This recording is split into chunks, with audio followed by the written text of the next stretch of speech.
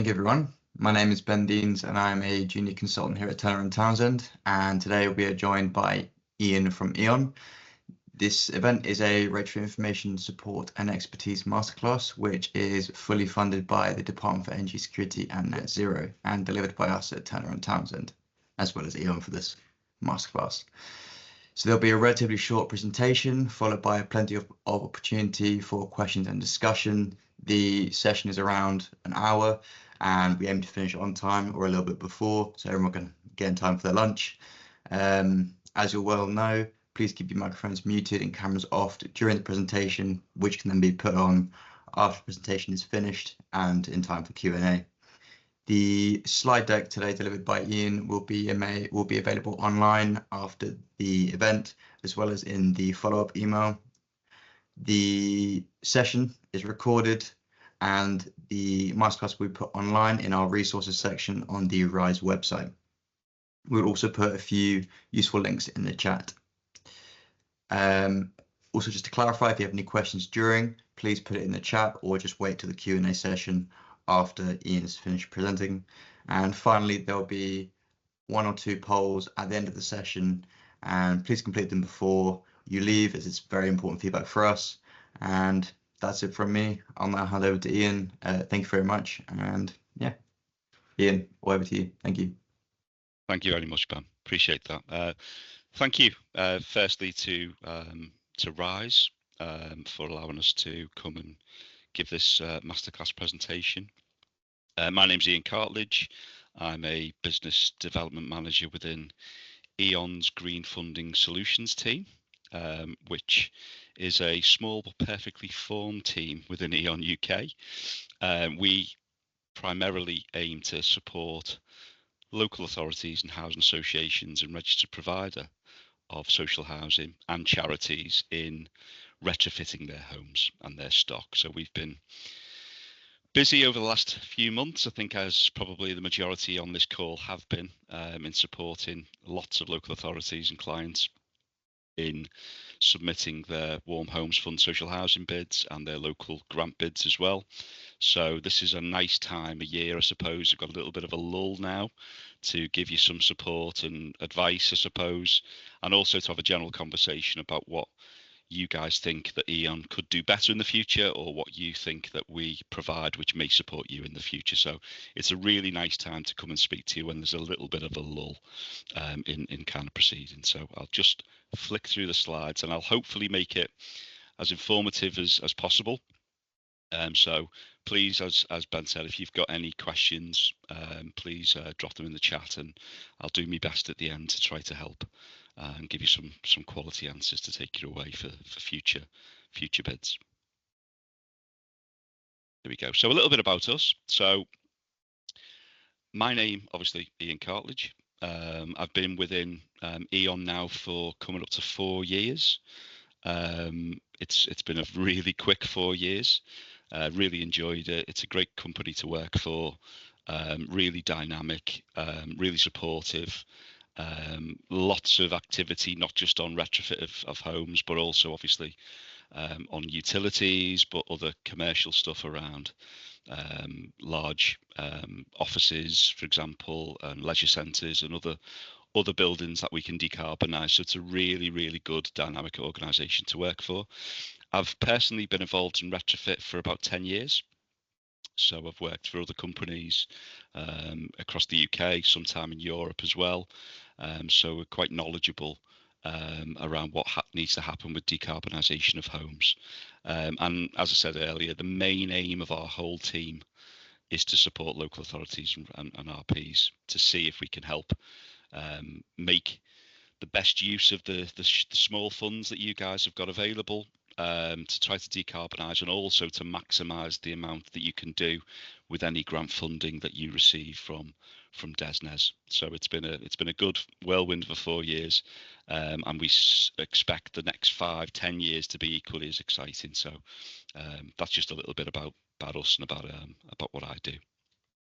So just a little bit of an overview of what we've done over the last 2 or 3 years, really. So as I said, we support local authorities and retrofit providers putting bids into the government for for projects, and we've been around since, for those that can remember, the post-COVID, the local authority delivery grant phase 1, and we've gone through every single iteration of funding, be it for social housing or for private sector housing as well. And in that time, we've had a really, really strong bid success. So we're currently up to 97% of our bids being successful and receiving funding via DESNZ.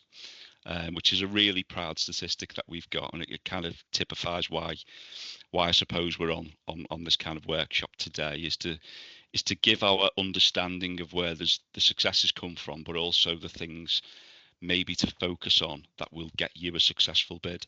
And I must say as well, that just going through the Warm Homes Fund social housing bid, RISE have been amazing in supporting clients as well, in making sure that they're at the kind of level to submit a successful bid, because I think that's been a real, in the early stages of kind of LAD 1A, 1B, sustainable warmth competition, I think there was a gap in the market, and I think RISE and its previous iteration SHRA have really upskilled some of the kind of partners that we've worked with. So it's been a great success. So yeah, as I said, 97% of our bids have been successful.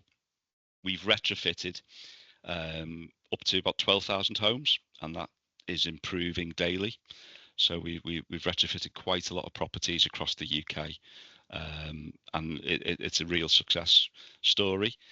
We've installed approximately 14,000 measures, so and that ranges from the whole suite of kind of measures that are available under the scheme. So that ranges from external wall insulation, cavity wall insulation, up to renewable heating, solar panels, and what have you.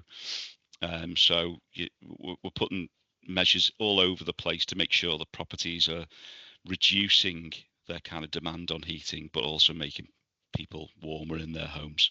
And we estimate that the lifetime savings is approximately about £135 million. So it kind of typifies what these sorts of schemes do. We're saving people money. We're trying to improve the housing stock, and we're also supporting local authorities and providers in their net zero journey. So it's a really enjoyable job. It's a tough job, and all of you guys that are on this workshop will know how tough it is being, asset managers or sustainability managers or what have you. It's a really difficult job, and it's often a job that is maybe seen sometimes under the radar, but it's really important. We're saving people money, but we're making people warm in their homes, which is vital. So I thought, and when we had the discussion with RISE, that we do a couple of case studies just to kind of typify some of the work that we do, and then after that we'll go into some of the kind of key learnings of what we've found over the last 3 or 4 years of what is the best way to make a bid successful. So this is one that I've personally been involved in, that E.ON have supported, a really lovely client called Hague Housing Trust. We started to have discussions with Hague a couple of years back now, kind of developing a project and looking at the kind of feasibility of a project under what was called Social Housing Decarb Fund Wave 2.1. And initially, Hague Housing Trust are very small. I think they've got a maximum of about 20 staff across the country. They came to us with an idea of what they wanted to achieve, and we worked with them for a period of 6 months. And the gentleman over at Hague has been a real kind of trailblazer in making sure that the funds that they receive from not just from government but from other parties, from charitable help, from donations and what have you, is used in the right way. So they came to us and said, what can we do? We looked at their stock. We had a trawl through their kind of stock details, and they've got about 1,500 homes nationally. And based on their capital budgets and what have you for Wave 2.1, we did a big feasibility of what that stock could be and what it could achieve.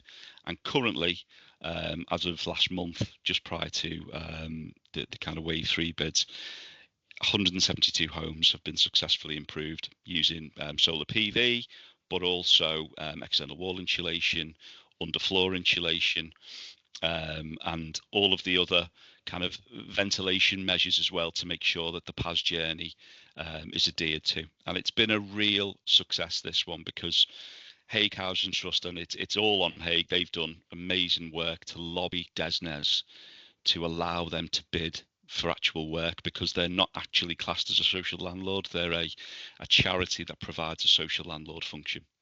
And through the lobbying that Hague have done, they are now been included in every single future bidding ground for decarbonisation work, which is something at the onset, the early conversation that we had, we didn't know whether we were going to be eligible, but I think it's opened up that kind of door now for other organisations that may have thought that they weren't eligible to receive that funding. So it's been a really great scheme to be involved in. I mean, initially in partnership with ourselves, the project itself, I think it was about £6 million worth of funding from Hague that they brought in from capital budgets, and about £3 to £4 million worth of funding from DESNZ. And the aim was to improve 350 homes under Wave 2.1, and we're hopefully going to be delivering around that amount by the end of April next year when the 2.1 scheme comes to a close. Main target was to combat fuel poverty. Hague Housing Trust support veterans who have come out of Army and Navy life. The veterans themselves, or beneficiaries as they're known under Hague, are often maybe on hard times, for example, and they're given a discounted property, a really good property to live in perpetuity until they need to move on or what have you. They're providing an amazing kind of function, but the only problem being that is that these properties were really fuel poor. They were properties of Ds and Es, for example, Ds at best. They hadn't had massive retrofit done in the past, apart from some windows and doors. So they required some really intensive kind of measures to be installed. The properties themselves as well are often in conservation areas because the estates and the kind of areas have been built pre-Second World War. So we had to do some real targeted engagement with some planning officers and what have you, and make sure that any measures that we did were sensitive to the area. And it was important as well to retain the beauty of some of these stock. You know, for example, they were bequeathed by some really important Army and Naval kind of commanders back in the past. So there's some detailing that we need to retain. So it was a really challenging scheme, but a really positive one. The outcomes of this scheme were Hague were aiming to take every property that was under the 350 under this scheme up to an EPC-B where possible, and we've achieved that in some regard. Some as well because of funding and what have you, and because of reductions in their capital budgets, we've reached EPC-C. The other main aim, and it's something which I've seen for many years in retrofit, is to reduce the disruption to tenants. So making sure that they didn't have multiple visits, for example, so that tenants were engaged, that people's lives weren't disturbed when we're looking at putting in different measures and multi-measures into the same property. And that's where E.ON come in. We can manage and project manage that customer journey for them to make sure that people aren't having multiple visits over a 6-month period, for example, that we go in, we measure twice and we cut once, as the old phrase goes, and making sure that people leave with a really good impression of what retrofit means, because that's the only way that we're going to get buy-in for the rest of the housing stock that needs to be improved over the next 10-15 years. And also as well, then one of the main outcomes of this scheme was to future-proof homes. So as with the PAS journey, the main aim was to try to put in those measures from a fabric first perspective first, to make sure that as we improve the insulation, as we improve the thermal efficiency of the home, any future schemes that come in line to improve the actual heating amount is what we can do. So the idea was fabric first, and then we can look to see about improving in the future when current gas boilers reach the end of their useful lives, to pull in air source heat pumps, for example, solar panels, battery, which will all be the future that we all know. So it was just an interesting little project that I thought would be really useful to show that we do some of the bigger schemes, but also some of the smaller, I suppose, more community-based led schemes that we've got with Hague. This is a totally different side of the project that we've done at E.ON. So this is a really, really large scheme over in Lincolnshire, working alongside Lincolnshire Housing Partnership. And this is a really large scheme on about 815 homes, where we installed at scale 733 external wall insulation measures. So it's a chunky scheme that took a lot of project managing, but it's been a real success story. As you can see there, that picture taken in the summer, it shows that we've really hit the ground running with this across Lincolnshire, and I think we've got some great feedback. And as it says on the screen, we've got 82 homes that have received air source heat pumps as well, and we expect that to improve over the next couple of years as we work in partnership with LHP. The main aim was to increase up to EPCC or above, and reduce energy bills for the residents by £375 per year. The main aim as well, again, is to prepare those homes for future renewable heating. So those homes that received external wall insulation, they're now in a great place as the boilers and other kind of heating systems come to the natural end of their life in the next 5 to 10 years. They will be replaced with those renewable energy sources, and they can be, those heating systems can be put into homes that we know will not leach out heat. So it's been a really good scheme. And this scheme, we hope, will be successful in future waves with DESNZ and a possible Wave 3 bid, to make sure that we're targeting more homes across Lincolnshire.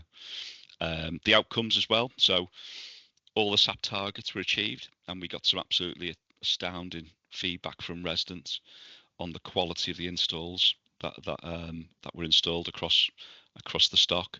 And also as well, I think with any organisation, and E.ON included, I think one of the main outcomes as well was to build the kind of understanding and capacity within LHP and within E.ON for future waves of funding, because any principal contractor, tier one contractor, any organisation can always learn. We're all learning on the job, and there will be mistakes made across any sort of retrofit scheme. So we're all learning. I think that's one of the real positive outcomes of every project we do, is that we build our own capacity and we learn and we understand about what to do in the next scheme differently. So I think that's been a real positive outcome from it. I thought I would then move on to kind of lessons learned, and this is something that we within E.ON have spent a lot of time trying to kind of distill down into kind of five or six key points, to make sure that not just from a business development team, which is where kind of I sit, also from a delivery perspective, to see and try and work out what are the main things that clients and customers can do whilst there is a bit of a lull before bids open up for future waves of funding, can do to prepare for future waves. And I think this can obviously be expanded. There'll be different ones out there. Other contractors will know different other ones, but this is what we've seen and we think is key. We've had some good feedback from some framework providers that we've done similar presentations to, and they consider this to be, a really, useful top 5, I suppose, and something that should be focused on. So if you bear with me, one of the big ones, and I think you'll all agree, anyone who's put a bid in over the last month or even last 3 or 4 years, is data. I did a presentation and a panel session at Homes UK a few weeks back, and everybody that came up to me after the event was 100% in agreement that data is the biggest headache with any bid preparation. What we say is, please do not rely on historic, out of date or inaccurate property data. Any project that we've dealt with, it is massively important that stock analysis, stock assessments are completed as and when you possibly can. Now, I know from a provider perspective, it's not always easy because there's a limited amount of staff, you've got your day jobs to do and what have you. And I would say, reach out to some of the kind of tier one contractors or any contractor that you're working with to support you in trying to improve the level of stock data that you've got, because there's always gaps, there's always assessments that can be done, and improving your stock is vital, because it allows you to set the scene and makes you agile when you're looking at a future bid. Try and start your data analysis as early as possible. So we started having conversations with our contractors for this round of wave 3 bidding, which has just ended. We started in around February and March with some of our clients to try to prepare, and it takes that long in some cases to kind of distill the stock that you want to look at, to see where the gaps are, and then put plans in place to try to improve. See where the weaknesses are. It's really vital. It allows you to make really good assessments on what measures should be going into properties, and it also allows you massively to have wider conversations with stakeholders around the stock that you're looking at. So be it elected members if you're a local authority, board members if you're a social landlord, wider stakeholders as well. So obviously transport issues, you've got highways, all of these things that need to be taken into account if you're looking at a wider kind of regeneration scheme. So it's really, really vital. Use the time wisely, cleanse your data, take some sample EPCs and retrofit assessments if you can, and tech surveys, and see if it marries up with what's already there. We all know that EPC data can be a challenge. As far as I can, over the weekend I was reading there's a consultation out from the government now around EPCs and the future of EPCs, and how they want EPCs to play a massive role, and how that's going to change moving into the home energy model as well, which is due to be in place for mid 2026 now. So it's a really good time now. I know you put your bids in, but please don't ignore the fact that some of your other stock may need some kind of support and some intensive kind of data cleansing as well. Get in there, have a look, keep on top of it. Also, understand your targets. Be clear about what you're trying to set out to achieve via either Social Housing Decarb Fund, Warm Homes Fund, local grant. Try to get a few key wider strategic targets that aren't just about trying to reach net zero. It's important to see whether you want to reach EPCC and that's all you want to do. See if you want to go above EPCB. Speak to your contractors and your principal contractors to make sure that they're on the same page as well.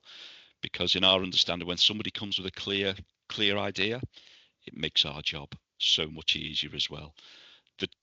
The difficult jobs are the ones who throw kind of a stock list at us with 10,000 properties and say, right, what can you do with that? Now we can do that. We can make sense of it for you. We can look through the stock and pick the priorities. We can look at areas and try to come up with community-based schemes and what have you. But it's, if you've got an overarching target that you've got agreed at board or what have you, please tell us, inform us, and tell your contractors what you want to get out of it. Also as well, and this has been played out in the recent round, is have a backup list. It will be needed. There are going to be properties which look great on paper that you think will be eligible for support, and then when we go out and do some initial analysis for EPCs or retrofit assessments or what have you, or the tenants, for example, might be not able to be supported, we need a backup list in order to make the wider schemes bigger, to make community-based schemes fit. To the properties as well will naturally drop out because, for example, they may be too costly to improve, and it might not be worth for a landlord to keep. For example, they might want to dispose of that property. It's always useful to have that backup list that you think aren't going to be achievable. Also, as well, as we move now into changes with EPCs coming forward, and with retrofit assessments and the home energy model, there may be fluctuations with what is currently an EPC-C, EPC-D or what have you, and the eligibility criteria may mean that some properties deemed not suitable become suitable and vice versa. So it's a dynamic process that we need to keep going. Engage early as well. This is vital, and particularly now as projects moving into what we suspect will be wave 4 of social housing and local grant in future years are going to become what we would historically in housing called hard to treat.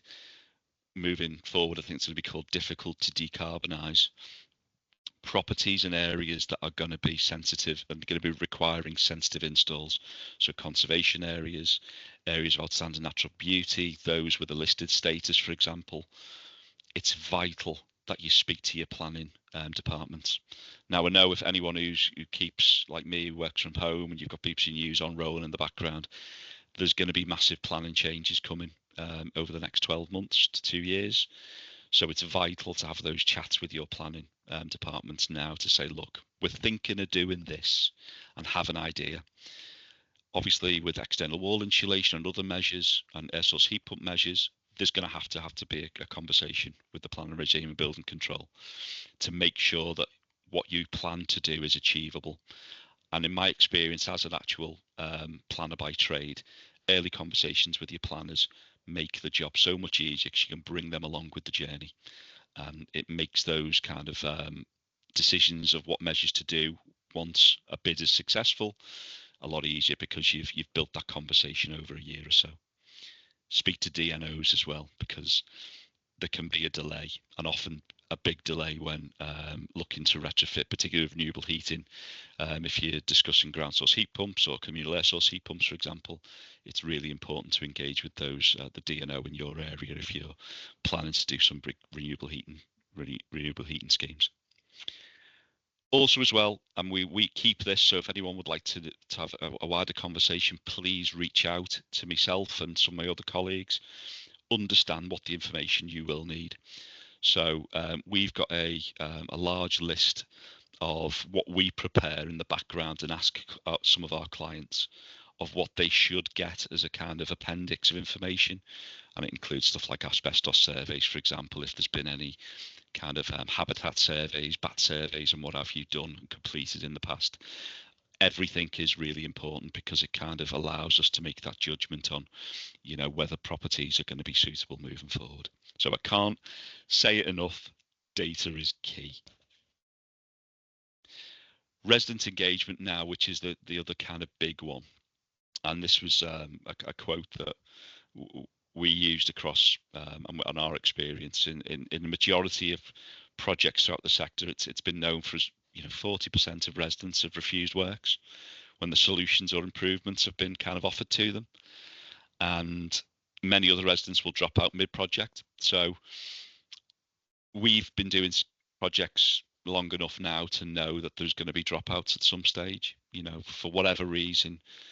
You know, often we're at the mercy of negative press for some measures. For example, I think there's the continuous kind of lobbying of some electric heating systems, shall we say, such as air source heat pumps, to be kind of poo-pooed as being not suitable for the UK market, for example. That's been something across the whole sector has been a challenge. You know, you have to look through the local press or the main press to see examples of failures of heat pumps, for example, or failures of solar panels, for example. It's rare that you see the positive side of it, which is what is often the case. So if you speak to residents and you engage residents from the onset, if you allow residents to come and look at the actual technology, visit properties, for example, it dispels the myths that these things which are coming into people's homes, which aren't the typical boiler with a flame, which is a radiator that, you know, is instantaneous heat, for example, when a boiler goes on. If you can dispel those myths early on, you will have a smoother process. And every single project that's been a successful project within E.ON has been those projects that we've engaged early. And I can't, again, with the data side of it being as vitally important, resident engagement is also massively important. And if you can have strong and effective communication, it's vital. Residents need to know what is going to happen. Some of the projects that we've done, particularly, you know, LHP, Hague, we've done some other ones, a majority of other ones have been where we've, from the onset, and often 3 or 4 months before the scheme is even live, we've told customers what is going to be happening, how we plan to do it, why as well, for example, and when it's going to be going on. And I think post-COVID, I think there's a slight apathy from customers and, you know, homeowners, anyone really who's come out of COVID, of having to deal with local authorities, your landlords, with energy companies and what have you. People seem to be a bit, I'd say, tired of having to speak to people about, oh, another scheme that's happening, another thing that's going to be happening to their home. If you do resident engagement early on, it kind of irons all these creases out. So please try and move your resident engagement strategy front and center of your project plans. Early doors, make sure that everybody that you need to is engaged, stakeholders are engaged, and you can do a really positive resident engagement. Try to make it business as usual. I know it's hard with regards to resources and what have you, but work with your contractors to make sure that positive communication is going out. You take the kit to the resident. Don't expect residents to have to go and find the information out. You should provide support. We often take sample panels, for example, or heat pumps or solar panels, slices of insulation out to make sure that people can literally touch and hold this equipment, so that they know the size of it. For example, they know that it's not this huge thing that's going to be in their back garden, that it's not noisy, that it's less noise than a boiler, for example, that it's the same noise as your fridge that's in your kitchen. All of these things will make your project run smoothly. Another vital importance as well, and we've had a real success, particularly within one of the Hague scheme that I've been involved in, is try to get residents involved. So job opportunities and social value, which is part of every contract now. But we've had a real success within Hague of trying to train some of the residents and some of the beneficiaries, as they call them, into retrofit assessments. And we're working with a wider company called Building Heroes, who have helped us and Hague into training up some of the customers who have received measures into them becoming retrofit assessors and tech surveyors and what have you. And it shows the full circle, I suppose, of where that money and that funds and resources goes to just general social value. We can actually see that tangible, full circle approach of funds going into the kind of green funding area. And we've had around 20 to 30 retrofit assessors now trained up using the Building Heroes program, and they're now going out into the industry and providing assessments for future programs. And we hope to roll this program out in future schemes, and then engage education authorities as well, and we engage schools, and we engage colleges to make sure that we're providing those job opportunities, because ultimately we're never going to be able to deliver the measures that are required to achieve net zero unless we upskill our children coming out of university, for example, or those getting apprenticeships. We massively need to grow the kind of jobs market, because there is a massive supply chain issue across the country that we need to backfill. So if you can do that with residents, you never know. There may be that 14, 15-year-old boy or girl sat in their home who are just, you flick a switch in their brain and they think, I really want to get into that retrofit market. It's really, really important that we do that, because they're going to deliver for us in the future. Use every communication channel possible. So we utilize social media. We do traditional kind of obviously letter drops and what have you. Traditionally, nobody likes to receive an E.ON letter. So we often use the local supply chain. We use local charities, and we work alongside the client as well. We do, as you can see on the image there, we do community roadshows where we put stalls up, and you can kind of ask the contractors what's going to be happening. What is this thing that you're going to be doing? Why are you here? And it's really good to do those kind of resident engagement days, because it often allows people to meet the people who are going to be working on their homes, and that's invaluable. Nobody just likes to receive a name on a letter. It's good to show up and see who is actually going to be in the properties, and you can obviously pass the details and the numbers and the names of the people who are going to be working, such as tent liaison officers and what have you. And it kind of makes it a little bit more easier when they have a complaint, or if they have a query that they need to resolve, or any sort of anxiety around what's going to be happening in the future. So I suppose as well, this is kind of a key one. the top 5 takeaways that we say, because I'm conscious we're into kind of 50 minutes now of the presentation. Don't rely on inaccurate property data. Please don't. It's never helpful for you guys, because we will come back with questions, and it's often costly as well, because you guys will have to try to provide information that will then go and make the scheme more viable in the future. So it's going to be something which might be cheaper now to deal with, as opposed to running quickly and trying to get a contractor to provide some assessments really quickly to make sure your schemes can be delivered. Conduct pre-bid surveys and assessments. So if you possibly can, go out and look at schemes, possible schemes, and do archetype assessments and what have you. It will make it easier. Select your retrofit delivery partner early. So something we always try to do is to engage with potential clients well in advance of any possible bid windows opening. So do your kind of homework now on who you would like to work with in the future. So we're a tier 1 contractor. We can provide a full turnkey solution. So we can support with bid writing, we can support with assessments of properties. We then write the bid with you guys. We then support you in the delivery. We can support you with the procurement of that program. And we can then do all the delivery and the post install and the measure assessments and do all the reporting and monitoring for DESNZ too. Go out and speak to your framework providers, for example, Fusion 21, LHC, all of these frameworks, to see if you can have those early conversations, because the procurement exercises can often take a long time as well. And if you've got somebody ready to work with you at the bid stage, it will save you a headache. And, we're often regarded very much as an energy team by proxy. So we provide support, not just on energy retrofit, but we can look at assets as well. So please engage now when the bidding windows are closed. Do your homework. As again, engage comprehensively with tenants. I think I've mentioned that a lot.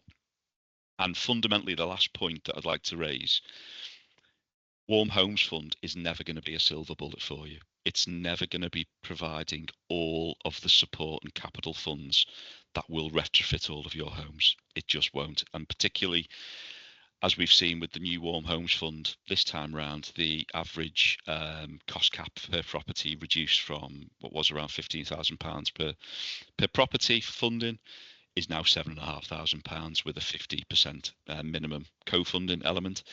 So the mood music from kind of government funding is that the funding is going to reduce, but they're going to try to get as many homes have measures as possible. So where in the past it might have been achievable with some normal some grant funding from DESNZ plus a little bit of co-funding, you do quite a lot of work on a property. We now regard the Warm Homes Fund, for example, as being only a part of that. So try to integrate any bids that you've got with wider planned capital works programme. And we can support you in designing that for you as well. And I'm 100% convinced there's a lot of other contractors out there, tier 1 contractors particularly, who can do that.